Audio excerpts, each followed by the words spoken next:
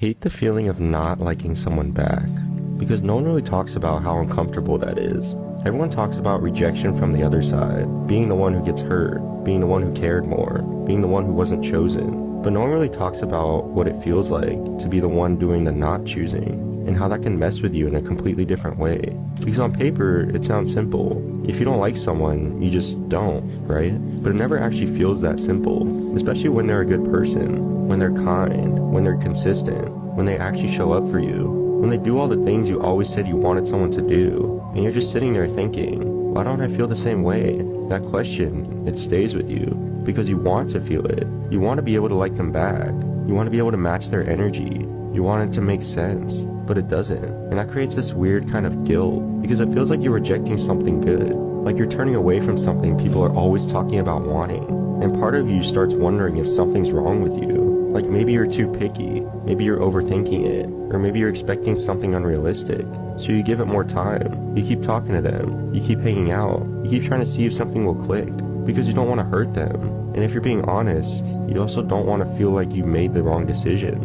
So you stay a little longer than you should. And that's where it gets complicated. Because now it's not just about how you feel, it's about how they feel too. And you can see it. You can see the way they look at you, the way they talk to you, the effort they put in. And it makes it harder, because they're not doing anything wrong. If anything, they're doing everything right. And somehow that makes it worse, because it would be easier if they gave you a reason not to like them. If they were inconsistent, if they just didn't care, or if they treated you poorly, then at least it would make sense. But when someone treats you well, and you still don't feel it, that's when the guilt really starts to sink in.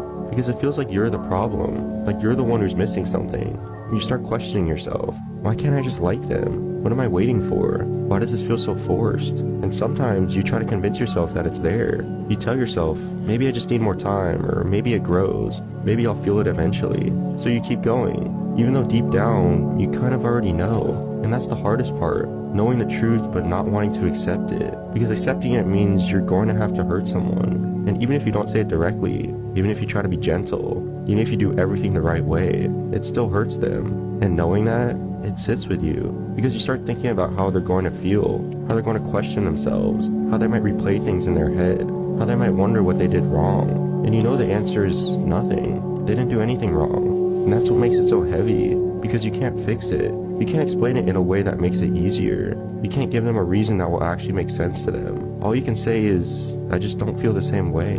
And that sentence, it sounds so simple, but it carries so much weight. Because on the other side of it is someone who does feel something, and now you're the reason they have to deal with that.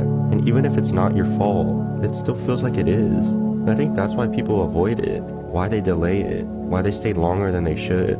Because hurting someone who cares about you feels worse than just staying in something that doesn't feel right, at least in the moment. But the longer you stay, the more complicated it gets. Because now it's not just about them liking you, it's about them getting more attached. And you start realizing that by trying to avoid hurting them, you might actually be making it worse. In that realization, it's uncomfortable, because now there's no easy way out, no version of this where no one gets hurt. And you're stuck choosing between being honest now or being more honest later, and neither one feels good. So you just sit with it. You go back and forth in your head, trying to figure out the right way to handle it. But there isn't one. There's just the truth. And the longer you avoid it, the heavier it feels. And I think this is the part where it shifts. Because at some point, you stop just thinking about how they feel. You have to face how you feel too. And that's uncomfortable in a different way. Because it's not just guilt anymore. It's also this quiet realization that you've been ignoring yourself. Like you've been trying so hard to protect them, that you haven't been honest with what you actually want. And that does something to you, because every time you go along with something you don't fully feel, a small part of you pulls back. You laugh, but it doesn't feel natural. You respond, but it feels forced. You show up, but you're not really there. And over time, that disconnect gets harder to ignore, because you start feeling it in moments that should feel good. Like when they say something sweet and you don't know how to respond, or when they try to get closer to you and your first instinct is to create distance. Not in a harsh way, just subtly. And that's when it becomes clear. You're not just unsure, you're holding back, and there's a difference. Because being unsure means there's something to figure out, but holding back means you already know. You just haven't acted on it yet. And that's where the guilt changes shape. It's no longer just about hurting them. It's about the fact that by staying, you're not being fully honest. Not with them, and not with yourself either. And I think that's something a lot of people struggle with, because we're taught to be kind, to be considerate, to think about other people's feelings, but no one really teaches you how to be honest, when honesty is the thing that causes the hurt. So you hesitate, you try to soften it, delay it, find a better time, a better way. But the truth is, there's no version of this that feels good. There's only the version that's real.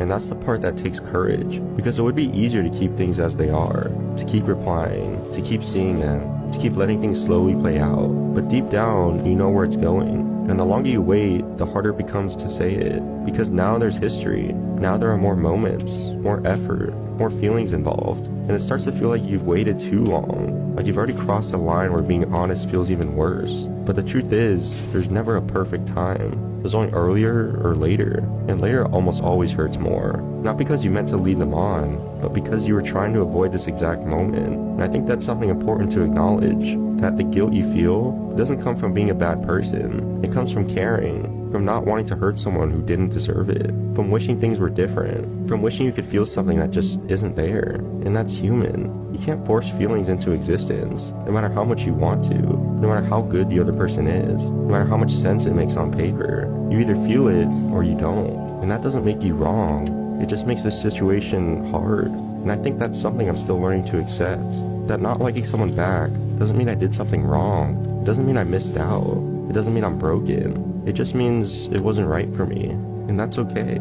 Even if it doesn't feel okay in the moment, even if it comes with guilt, even if it comes with uncomfortable conversations, even if it comes with knowing someone might be hurt because of it. Because the alternative is staying in something that isn't real. And that's not fair to them either. Because they deserve someone who feels the same way. Someone who won't hesitate, who doesn't question it, who doesn't have to convince themselves. And you deserve to be honest with yourself. Even when it's uncomfortable, even when it's messy, and even when it doesn't have a clean ending. Because at the end of the day, you can't build something real on something that never fully existed for you. And I think that's the part that makes it easier to accept. Not easy, but easier. That sometimes the kindest thing you can do is be honest. Even if it doesn't feel like it, even if it hurts in the moment. Because honesty might hurt once, but avoiding it just stretches that hurt out over time. And I don't think anyone deserves that. Not them. And not you either. So yeah, feeling guilty for not liking someone back is real. It's heavy. It's uncomfortable. It makes you question yourself. But it doesn't mean you're wrong for how you feel. It just means you're human, trying to navigate something that doesn't have a perfect answer. And maybe that's all it is. Not something to fix. Not something to overanalyze forever. Just something to be honest about and move forward from, even if that takes time.